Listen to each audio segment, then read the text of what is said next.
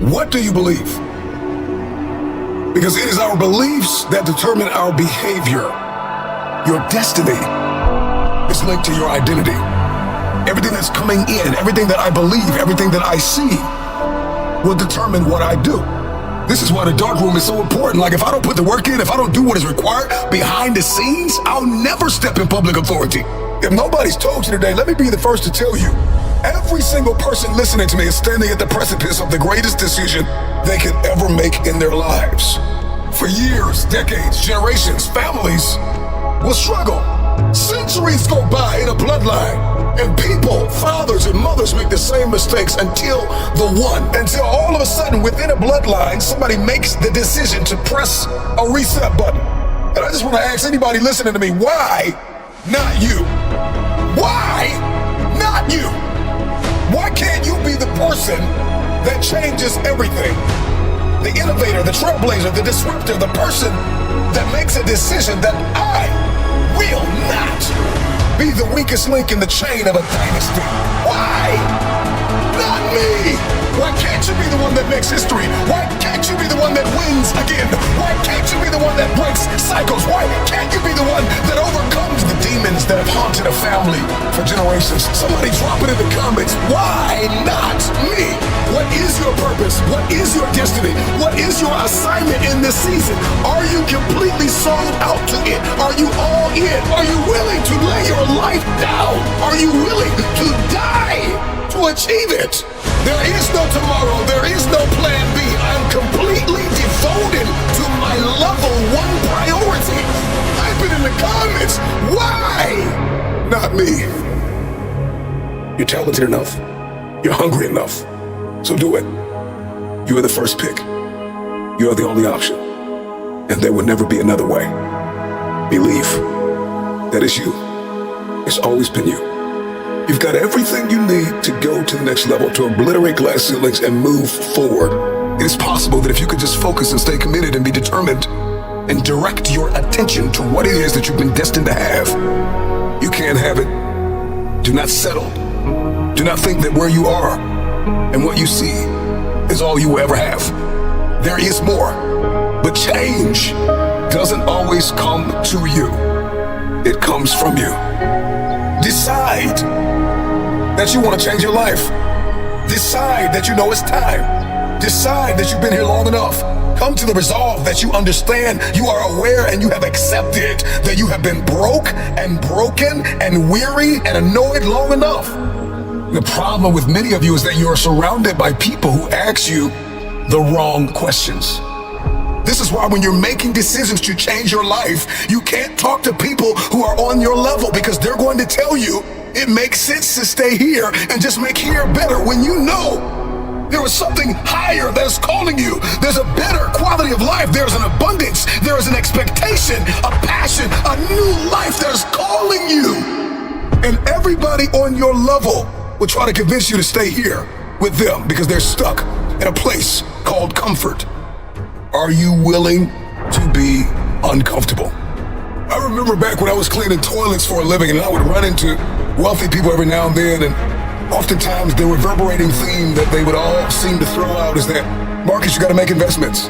If you're gonna be financially fit, fiscally disciplined, you gotta pay to play, you gotta make an investment. I knew that I wanted something more, and I knew I was destined for more, but I didn't want to accept the fact that if I'm going to make money, I've got to invest money.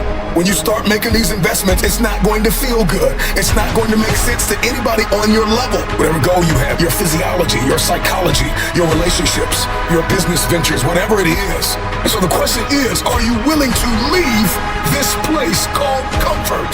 Are you aimed? Are you targeted? Do you believe that you have what it takes to pay the price? But more than that, can you handle the pain that comes with pain?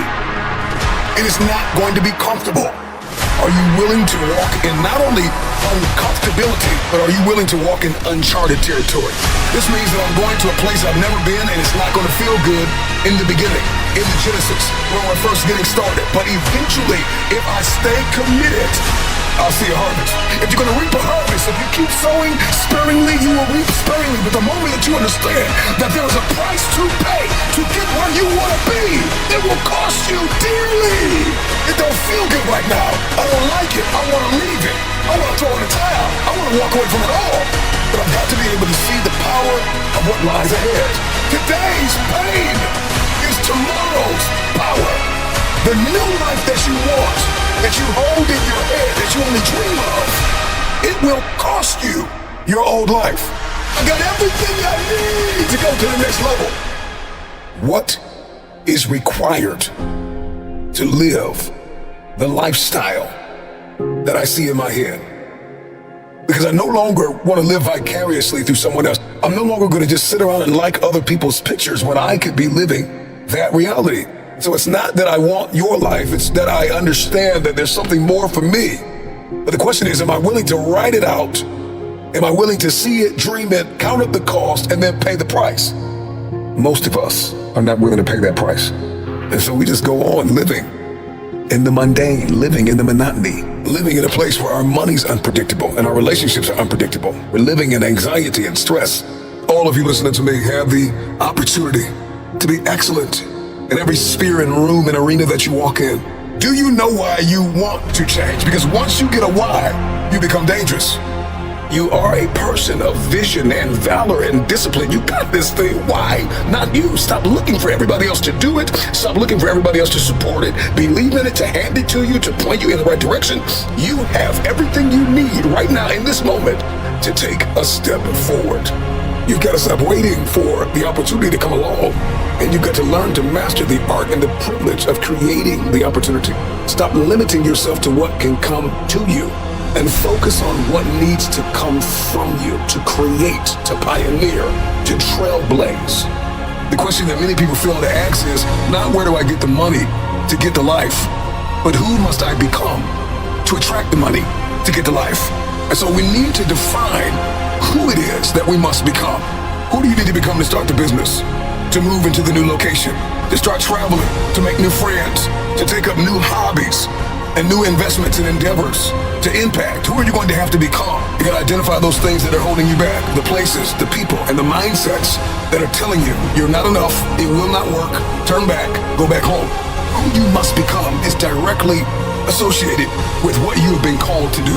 Do you know why you want to change? Because once you get a why, you become dangerous. Why do you sweat?